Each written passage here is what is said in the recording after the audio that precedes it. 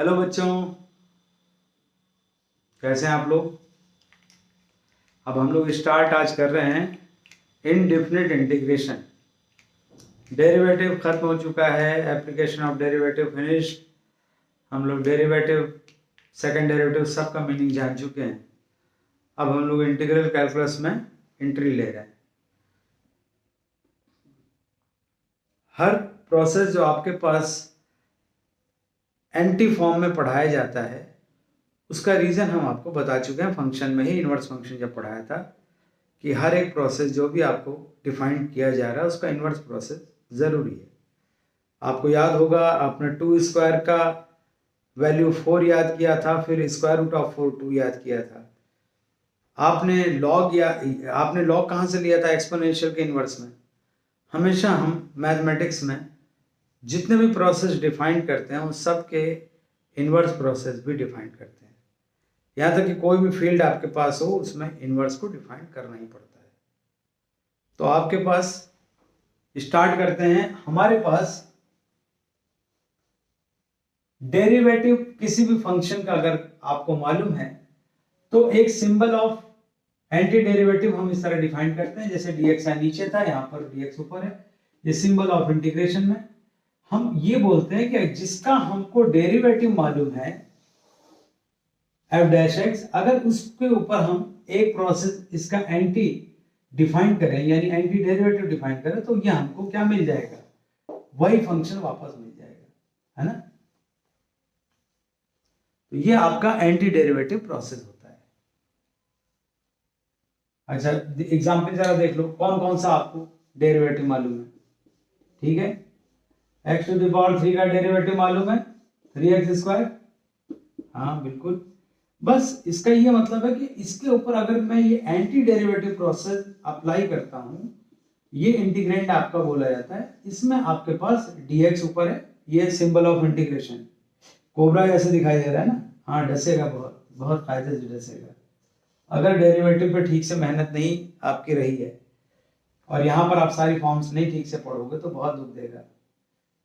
हाँ, बस इतनी सी बात है कि अगर हमको कोई डेरिवेटिव पता है तो वो आपका इस इंटीग्रेशन के सिंबल में यानी एंटी डेरिवेटिव के सिंबल में आपको सेम रिजल्ट दे देगा।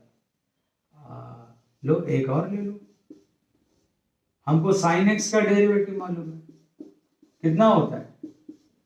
cos x।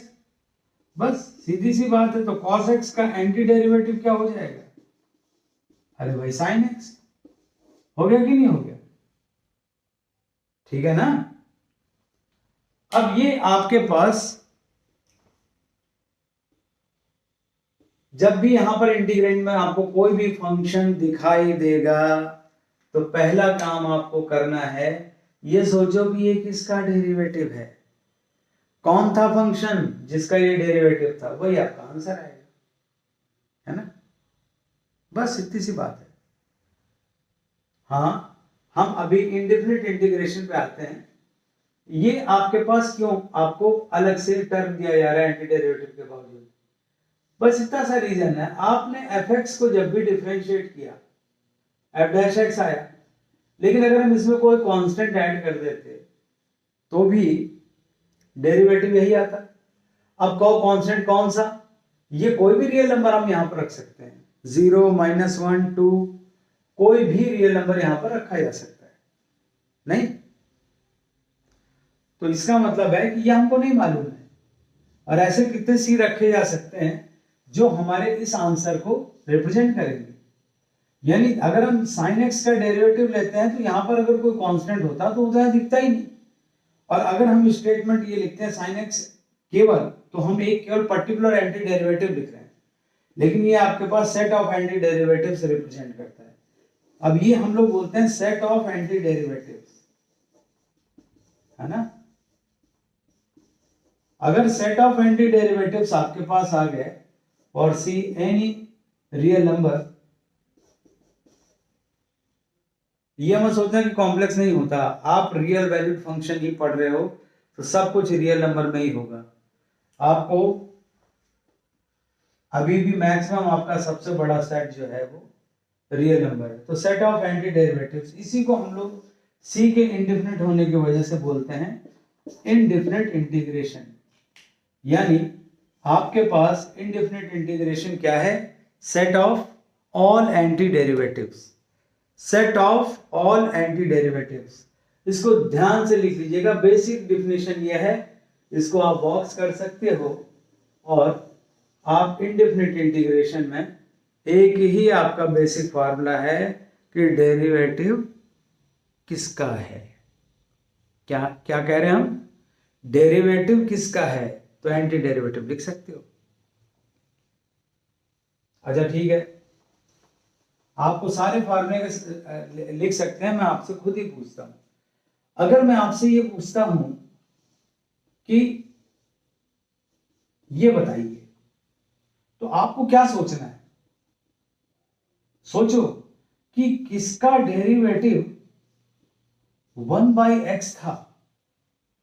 फार्मूले हम लोग अभी कुछ 10-15 मिनट यही करेंगे कि सारे फार्मूले मैं लिखवाऊंगा। सोचो 1/x किसका डेरिवेटिव था, कोई बच्चा बताएगा? एक बच्चे ने कहा log x, बहुत बढ़िया। log x डिफाइंड होता है x पॉजिटिव में, बहुत बढ़िया। log x का डेरिवेटिव होता है बिल्कुल ई बेस पर। और कोई बच्चा? बस ठीक है, चलो अच्छी बात है। अगर चेन रूल आपको याद होगा, कोई बच्चा मुझे ये बताएगा log ऑफ -x इसका डेरिवेटिव क्या होगा? अच्छा, कुछ लोग सोच रहे होंगे log ऑफ -x एग्जिस्ट नहीं करता भाई। x नेगेटिव के लिए एग्जिस्ट करेगा। x नेगेटिव में log -x क्या हो जाएगा? पॉजिटिव, तो डिफाइंड तो होगा ही होगा। चलो जल्दी बताओ इसका डेरिवेटिव। सही आ रहा है आप लोगों का? बाय चेन रूल ये भी 1/x आ जाएगा। तो भैया डेरिवेटिव ठीक से नहीं कर रहे हो क्या? हाँ, ध्यान देना पड़ेगा। अगर आप 1/x सोचोगे किसका डेरिवेटिव है, तो log ऑफ -x भी लाइन में है और log ऑफ x भी लाइन में है। अगर मैं इसका आंसर लिखूंगा तो निश्चित रूप से इसका आंसर मुझे लिखना पड़ेगा log of x for x positive और log of -x for x negative. और कुछ इसमें छूट रहा है क्या? ध्यान दो कि कुछ छूट रहा है, कुछ मैंने गलत लिख दिया लगता है। सब सही है? चलो अच्छा, अभी पता चलेगा आप लोगों को कि सही और गलत। मैं तो चल ही नहीं रहा, इसको रहने दो। मैं इसमें c ऐड कर दूं, क्या हुआ? तो c अभी अभी पहले बताया था, वो ऐड करना पड़ेगा। वो आर्बिट्रेरी कांस्टेंट हमेशा आपको इनडेफिनेट इस वर्ड की याद दिलाएगा। सब इंटीग्रल हैं, लेकिन जब हम लोग को पता ही नहीं कि कांस्टेंट क्या है, तो आर्बिट्रेरी कांस्टेंट या इंटीग्रेशन कांस्टेंट हम लोग इसको हमेशा ऐड रखते हैं। इंटीग्रेशन कांस्टेंट आप यहां पर बोल सकते हो, कोई भी रियल नंबर हो सकता है। अब फंक्शन के जितने यहां धुरंधर बैठे हैं, जरा इसको सिंप्लीफाई करके दिखाएं कि अब हम इसको क्या लिखेंगे। अरे थोड़ा ढंग से तमीज से लिखना भी तो आपने सीखा था, फंक्शन भी तो आपने पढ़ा है। अब बाकायदा इसको जो है पूरी तमीज के साथ, पूरे एहतराम के साथ इसको अगर आप लिखेंगे तो बिल्कुल सही, log ऑफ mod x और x नॉट इक्वल टू 0। बहुत बढ़िया। और ये आपका फंक्शन, ये फार्मूला आपका हो जाएगा बॉक्स।